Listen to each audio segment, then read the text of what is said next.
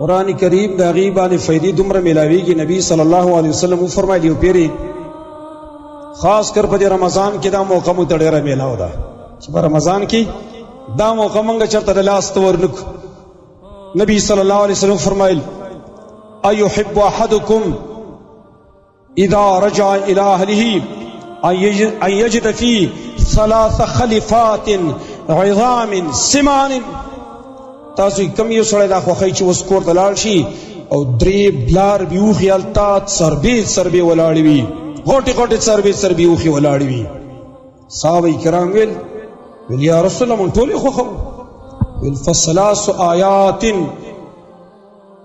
یقرأهن احدکم فی صلاته خیر له من 3 خلفات عظام سمان.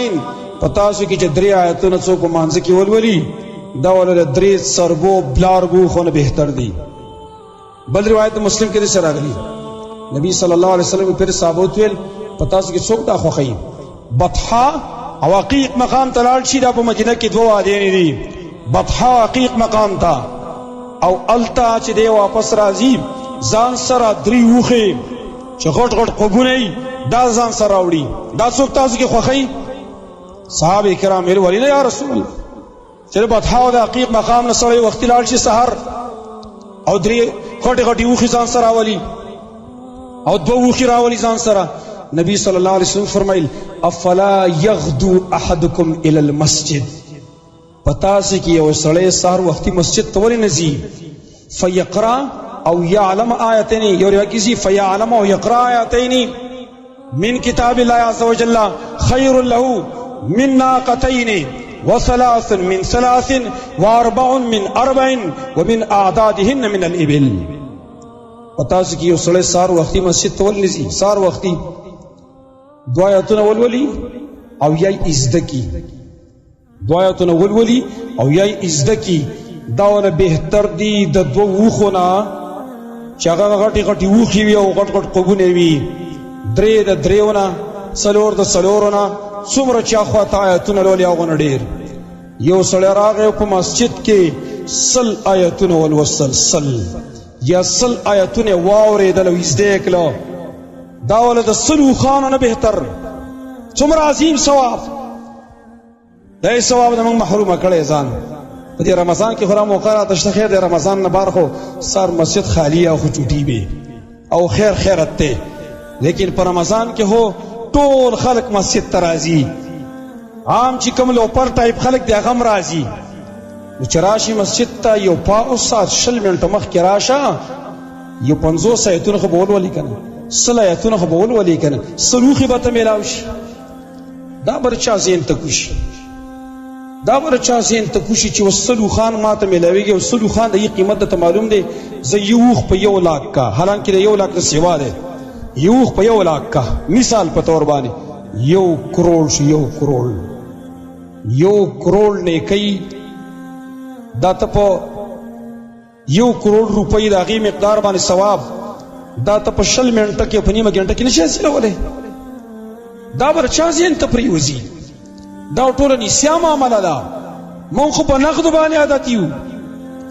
ویې نو ثواب دې بیان کړه څه چلوش روپۍ یادې که روپۍ یادې که چې راش ثوابونه موابونه دې له څوک نه راځي. لیونی ما ته پته ده خلای دا لیونی دی. ثوابونه باندې مونږ څه کوو؟ مونږ نقدیات پکار دي. که اوس نقدیات وسوې زما او دا مې ویلي وی چې څوک راغی مسجد ته 1 آیات یې ولوستو 1 روپۍ سیوانه 1 روپۍ هر سړی به راتلی، ماشومان به هم ځان سره راوستلی، مشران به هم راتللی، ښځې به هم راتلی جومات ته چې هله قرآن ولولئ.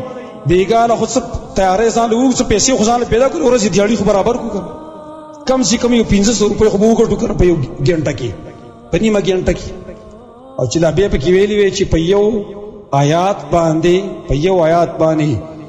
100 روپۍ دي، په 1 آیات 100 روپۍ. حدیث کې په 1 آیات څه 1 اوښ او 1 اوښ څومره دی 1 لاکھ. او چې ما ویلي چې 1 آیات باندې 100 روپۍ دي، یاره قسم په الله چې په دې جمعه کې کوم ځای وی خلق به جګړې ساز وي یبل ماته زه پرېدا بل به ماته زه پرېدا په قران باندې به جګړې وي اے قران به په قرض واغستلې به قران بتله که چاته نه ملاوي دله تله و په قرض به اغستلې چې قران راکه په قرض باندې اسیم یو ورځ کې د قرض ختموم ځکه چې لاړم که یو شل آیاتونه مې قران خو ته په 60,000 نه کیږي خو زه په 60,000 شو شل آیاتونه مې قرض مې لپاسات ختم کړي او نور به زما خپل کټي پس په ایمان یې وراتلې بکنه وراتلې بکنه ولی په نقد عادت دي ټول په نقد باندې نسیا کار نه کوي د آخرت معاملې ټول نسیا زمارنو څومره چې دلته پیسې وګټي هر څومره چې وګټي قران کې الله وایي هو خیر مما یجمعون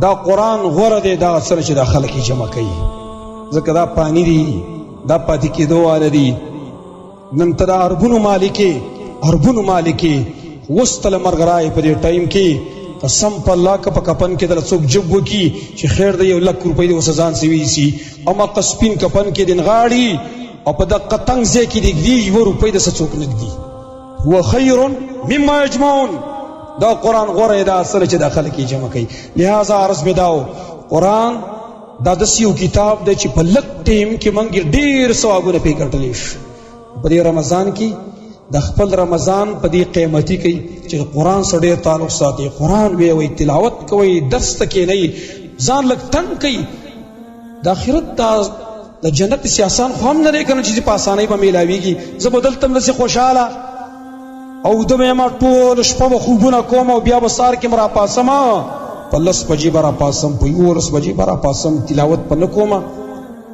دلتم خوشاله او آخرت کې خوشاله دا چرته نشي کېدلی حدیث کې راغلي دي الله په خپل بنده باندې دوه خوشاله نه راجمع کوي دوه خفګانونه په نه راجمع کوي سوچ په دنیا کې خوشاله په آخرت کې بخپای سوچ په دنیا کې تنگ وي او خپای او ځان تنگ کی مشکل تیر کی آخرت کې و به خوشاله ای الته بیا راحتي خوشحالي بالته ملاوي الله نو سوال چې الله مل توفیق راکړي چې قران زیات نه زیات ولولو په دې باندې منځان کوی کو اقول قولي هذا واستغفر الله لي ولكم